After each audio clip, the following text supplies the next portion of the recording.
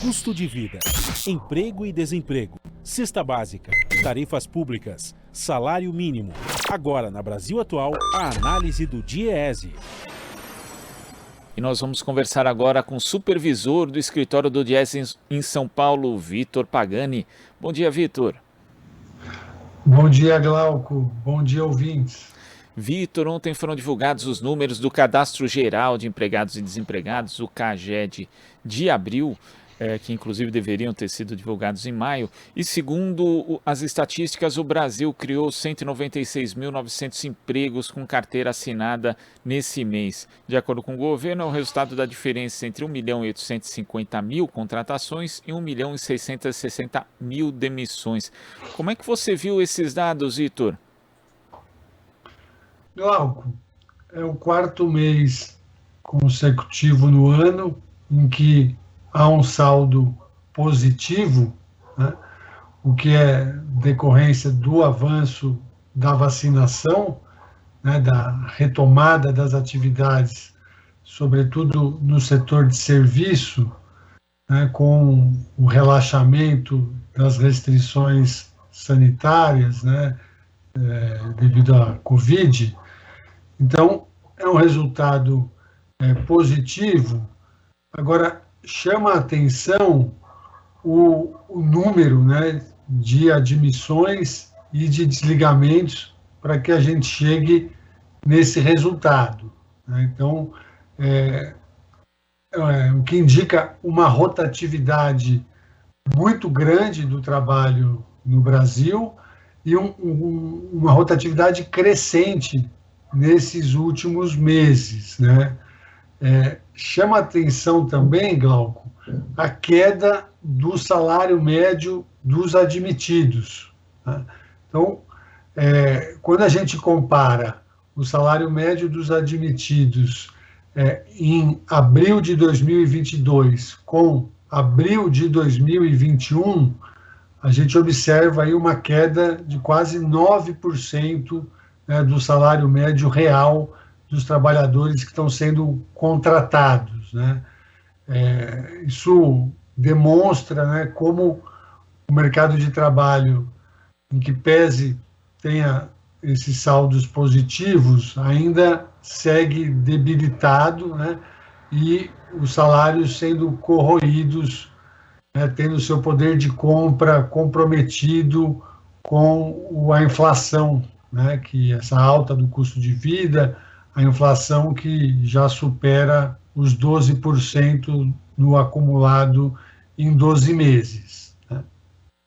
Agora, essa queda de rendimento de quase 9% do salário médio real, ela também vai ao encontro de outros dados, Vitor, como os da PNAD contínua mesmo, que mostram que mesmo as admissões no mercado informal também estão representando uma queda no rendimento médio quando comparado com o ano passado. Então, o Brasil tem vivido essa espiral na prática de salários mais baixos quando existe a admissão?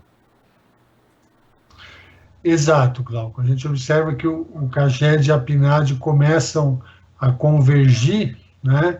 E ambas, tanto o registro administrativo quanto a pesquisa por amostra domiciliar, indicam uma perda de poder de compra, né? Uma queda do rendimento, do salário médio dos trabalhadores, né?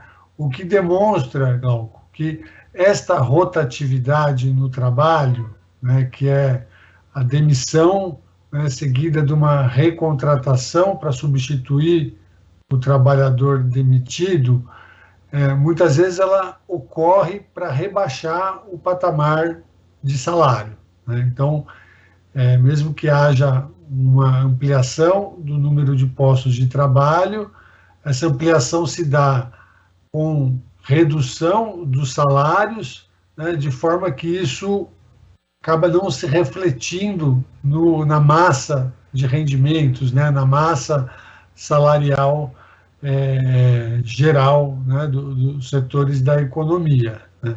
Então, o que a gente tem visto é que essa pequena retomada aí da economia, né, que foi observada nos dados do PIB do último trimestre, né, ali um crescimento ainda muito insuficiente de 1%, ela se dá, né, com base em salários cada vez menores, né? Então, nós temos uma retomada da rentabilidade, até um crescimento do lucro das empresas, porém, é um crescimento de lucro com base na redução do salário, com base no aumento da exploração do trabalho, né? O que é muito preocupante, porque isso, no médio e longo prazo, é insustentável, né? Porque a gente tem uma depressão do nosso mercado interno de consumo, e a gente sabe que mais de 2/3 do PIB brasileiro ele advém do consumo das famílias, né? Então, são indicadores que são positivos, né? Porém, não são consistentes, né? E não nos permitem um otimismo de médio e longo prazo. Agora, Vitor, os números desse CAGED de abril deviam ter sido divulgados no mês passado. De acordo com o governo, houve um atraso por conta da Dataprev, né, no repasse de informações em função da necessidade de realizar um novo processamento de dados, mas no governo Bolsonaro o CAGED inclusive mudou a sua metodologia, algo que foi bastante criticado por especialistas. Quão confiável é hoje o CAGED para retratar a realidade do mercado formal de trabalho, Vitor? Bem observado, Glauco. Houve essa mudança metodológica, né, ali a partir de janeiro de 2020. Então, houve uma alteração, sobretudo na forma de captação, né, das informações. E o que nós temos verificado é que os dados que são divulgados num mês, eles são revistos, ajustados nos meses posteriores, né? Então, só para dar um exemplo, mês passado foi divulgado um saldo positivo de cerca de 135 mil postos de trabalho, né, empregos formais. Nesse mês, a gente já vê que o saldo do mês anterior, do mês de março, ele foi revisto de forma bastante expressiva, né? Então, a gente observa que esses ajustes, essas revisões, elas têm sido cada vez mais frequentes e têm sido feitas numa magnitude bastante representativa, né? O que faz com que nós temos que ter cautela na análise dessas informações, né? Então, esse saldo que a gente viu o governo divulgar ontem em relação ao mês de abril, né, que indica um crescimento em relação ao mês de março, ele pode ser revisto, né, no mês que vem. E aí a gente verificar que o resultado não era tão positivo quanto o governo anunciou. Então, o CAGED agora exige, né, que a gente tenha essa cautela, né, que a gente aguarde mais alguns meses para poder ter uma análise mais embasada, né, visto que a base de dados está em constante mudança, sofrendo ajustes, sofrendo revisões, né? Então a gente tem que olhar mais para as tendências do que para a magnitude dos números. Vitor, muito obrigado pela sua participação aqui no Jornal Brasil Atual de hoje. Até a próxima. Até a próxima, Glauco. Muito obrigado. A gente que agradece. Conversamos aqui com o supervisor do escritório do Diese em São Paulo, Vitor Pagani. Você está ouvindo Jornal Brasil Atual.